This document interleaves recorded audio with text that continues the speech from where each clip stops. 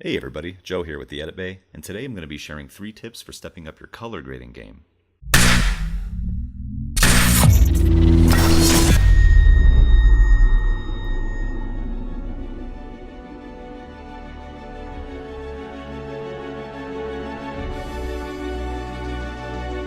After hours or even days of editing, one step guaranteed to bump up your production value is a good grade. As editors, we all need to have a firm grasp of this process, but how do we go about learning this stuff? We can watch tutorials pretty much all day, but the surefire way to hone your craft is to park yourself in front of your computer and practice. So here's my first tip. Stop using LUTs and stop using presets. LUTs are a tool that have their place in the post-production pipeline, but that place is usually centered around speeding up your workflow to help you meet deadlines. Ideally, they help you do things you already know how to do. They just do it faster. If your aim is to become a skilled colorist, start grading your images from scratch. If you're working with log footage, I wouldn't even use a LUT to convert it to Rec 709. Just adjust tone from scratch as well. You really want to practice reading the scopes and adjusting each shot to match. Tip number 2. Start emulating grades you see in TV and film. My advice here is this. Come up with a handful of words to describe the look you're trying to emulate. I know that sounds like a simple concept, but if you can come up with 4 or 5 words to describe the look you're going for, you'll be able to identify the sliders and controls you need to work with. I have here an example from a piece I recently completed. I chose this example for several reasons. Here's one reason. It can sometimes be difficult to describe certain looks. This is the faded film look that's so trendy right now. But what words would we use to describe this? It's blue, so we know we're going to be doing something with color temperature. It's kind of muted in terms of saturation, so we know we're going to be working with saturation sliders and or curves, levels.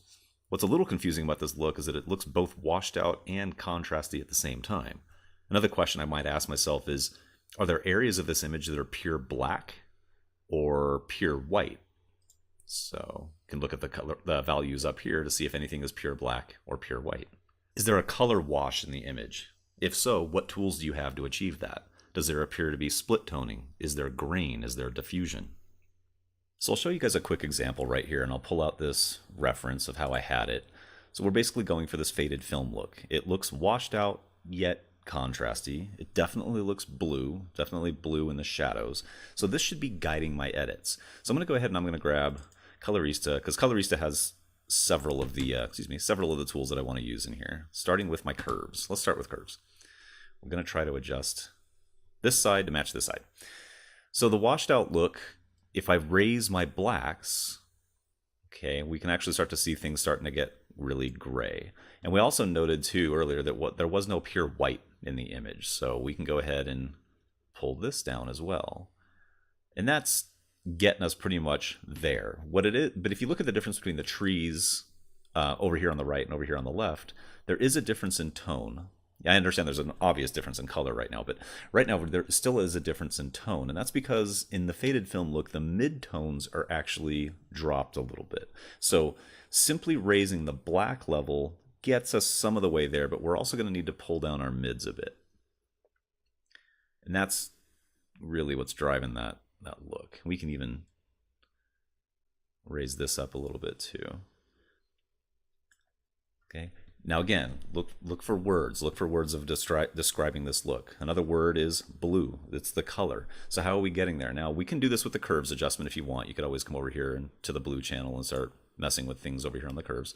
Colorista, it's kind of nice because we have this, so we can see what this does for us. Driving that down into the blue, maybe reducing saturation a bit.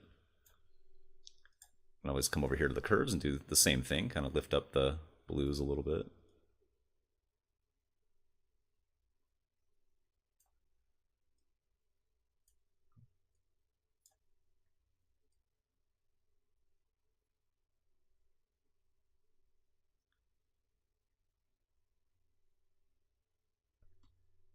Since blue is our option, the other thing we may want to do is take a look at our RGB parade. And while it may be subtle if you're looking at this on a smart device, it does look like green and red are a tad higher than blue. So obviously we're going to have to do a color temperature shift in here in order to get us closer to the look that we want to get to. So let's grab warm, cool. By the way, use your app. Just depends on what app you're in. If you were in the Lumetri color panel, the top slider is a temperature slider, and that's basically what this is. I can just move this over here to the right and shift up. Take a look at that RGB parade over there. Our things are starting to look a little bit more blue. Just get it there a little bit. Now we're starting to get a little bit closer to this other grade. Again, some other words that you might want to use to describe this particular look, the faded film look, might be vignettes. A vignette is typically associated with that, so we can actually come over here to lens and add a lens vignette. Grain, noise and grain is another thing that's real common with this faded film look. So I could add this tool right here. That's probably so subtle you can't even see it, but you get the idea. Tip number 3, keep up with current trends. Don't simply buy a LUT for the current trend and call it a day. Learn how to build these looks from scratch. You may have a client request a particular look, or you may need a particular look to help you tell your story. Here's another reason why I chose this example for you guys. I don't really like this look, meaning I don't find it aesthetically pleasing to the eye. It looks old, and I'm not a huge fan of old things or concepts. It looks like dated technology, and I'm not a huge fan of primitive tech. It kind of pains me to drop thousands of dollars on modern camera tech only to spend hours in post making it look like it was shot with decades old camera gear. But it does convey a particular feeling. It invokes feelings of nostalgia. Because it looks old, it lends itself to feeling more timeless. These are two ideas I was really trying to drive home in this piece. Does it highlight the beauty of Lake Tahoe?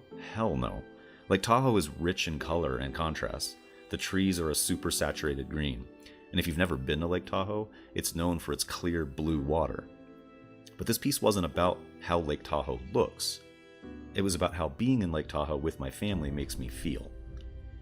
So even though I personally think this grade rivals the teal and orange grade in terms of being overused, the faded film look, in conjunction with the music bed and the pacing, worked to convey the message I wanted to convey.